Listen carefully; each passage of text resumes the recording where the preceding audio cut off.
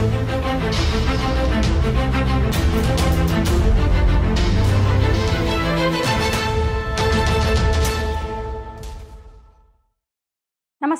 అక్రమాస్తుల కేసుల్లో ముఖ్యమంత్రులు జైలుకెళ్లారు.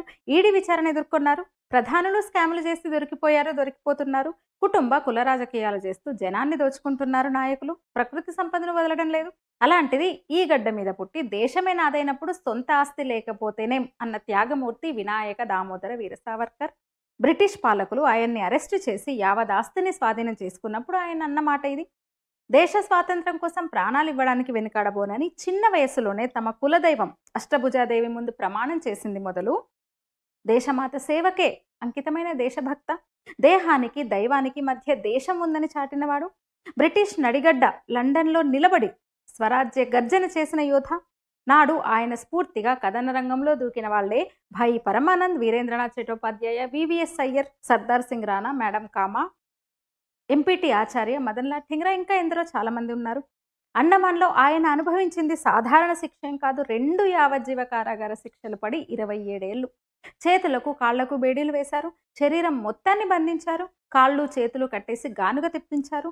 రోజు 2 బస్తాల కొబ్బరికాయలు చేత్తో ఒలిపించారు. అయినా వెరవలేదు. తల్లి భారతి దాస్య శృంఖలాలు తెగేదాకా తనకెన్ని శృంఖలాలేసినా భరిస్తా అన్నాడు. బారెట్లా చదువు సాకుతో లండన్ వెళ్లి తెల్లోళ్ల గడ్డ మీదే రొమ్ము విరుచుకు నిలబడి విప్లవోద్యమం చేశాడు. ఆయన రాసిన 1857 స్వాతంత్ర సంగ్రామ చరిత్ర పుస్తకాన్ని ప్రచురణకు ముందే నిషేధించింది బ్రిటిష్ ప్రభుత్వం. అదొక రికార్డ్. అసలు పబ్లిష్ అవ్వకముందే బ్యాన్ అయిన పుస్తకం అది. సావర్కర్ రాసింది. అప్పుడే నిఘా పెంచిన బ్రిటిష్ సైనికులు లండన్లో బంధించి ఆయన్ని భారత్ తీసుకొస్తుండగా తప్పించుకునేందుకు సముద్రంలో దూకిన సాహసి. కమ్మోడ్లోంచి కుంచుకొని జారి సముద్రంలో పడి ఈది ఫ్రాన్స్ వీధుల్లో పరిగెడుతుంటే పట్టుకుని అరెస్ట్ చేశారు. ఏ జైల్లో ఉంచారో ఆ జైలు గోడల మీద రాశారు. ఆ రాతల్ని కంఠస్థం చేసుకుని బయటకు వచ్చిన తర్వాత పుస్తకం రాశారు. అంటరానితనం నిర్మూలనకు అలుపెరగని పోరు చేశారు. హిందువులంతా బంధువులేనని చాటాడు. రత్నగిరి విఠలేశ్వర ఆలయంలోకి హరిజనులకు ప్రవేశం కల్పించారు. హిందువుల్లో ఐక్యత తీసుకురావడానికి సహపంక్తి భోజనాలు ఏర్పాటు చేశారు. క్రైస్తవంలోకి వెళ్ళిన వారిని శుద్ధి ద్వారా తిరిగి హిందూ సమాజంలోకి తీసుకొచ్చే ఘర్వాపసికి నాడే శ్రీకారం చుట్టారాయన. హిందూ సంఘటనం కోసం చివరికంటా పరిశ్రమించారు. జైల్లో ఉన్నప్పుడు, ఆ తర్వాత స్వతంత్రానంతరం కూడా జాతిని జాగృతపరిచే ఎన్నో రచనలు చేశారు. జీవిత చరమాంకంలో అంటే 1963లో ఆయన రాసిన భారత ఇతిహాసంలో 6 స్వర్ణ పుటలు దేశ చరిత్రలోని ముఖ్య ఘట్టాలను ప్రస్తావిస్తుంది. భారత్ ఎన్నిటికీ పరాజిత కాదు.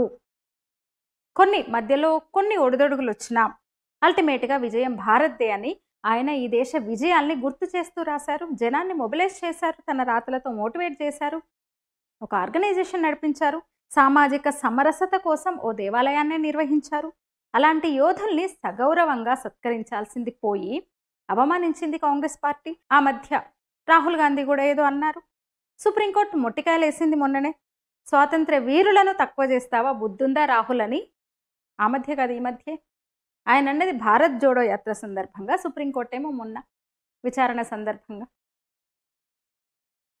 నాడు ఆ కుటుంబమే వాళ్లే స్వాతంత్రం వచ్చాక కూడా మహాత్మా గాంధీ హత్యకు సూత్రధారి అని నింద వేసి అరెస్ట్ చేయించింది. ఆ తర్వాత నిర్దోషిగా విడుదలయ్యారు సావర్కర్.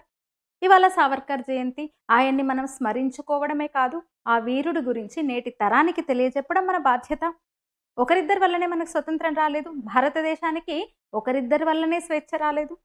ఎంతోమంది త్యాగధనులు వాళ్ళ జీవితాన్ని తృణప్రాయంగా భావించి కథన రంగంలో కొదమ సింగాల్లా దూకడం వల్ల వచ్చింది.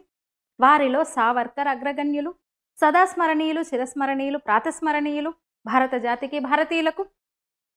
ఆ వీరుల చరిత్ర మనం మన పిల్లలకు చెప్పక ఎవరో ఒకరిద్దరి వల్లనే స్వతంత్రం వచ్చిందనే అబద్ధాలు విరివిగా ప్రచారం చేస్తూ వచ్చారు. వాటినే 2-3 తరాలు నమ్ముతూ వస్తున్నాయి.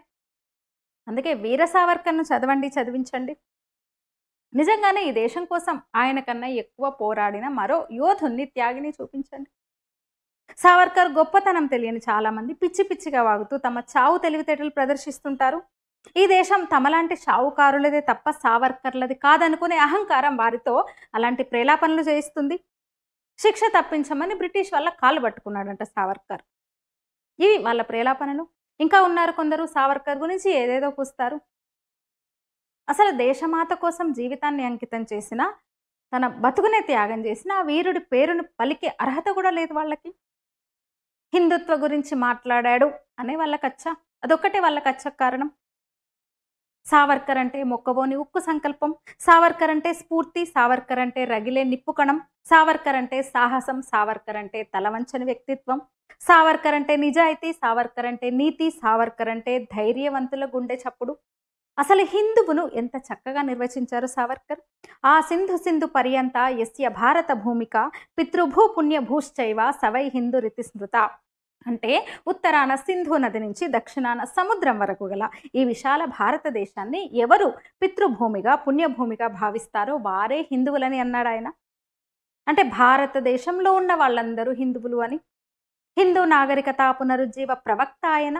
మరి సావర్కర్ను గాక ఈ దేశం ఇంకెవరిని గౌరవించాలి? ఇవాళ సావర్కర్ జయంతి. ఆయనకి మనం ఘన నివాళులు అర్పిద్దాం. ఈ వీడియో మీద మీ అభిప్రాయాన్ని తెలియజేయండి. లైక్ చేయండి, షేర్ చేయండి, ఛానల్ని సబ్స్క్రైబ్ చేయండి. ధన్యవాదాలు.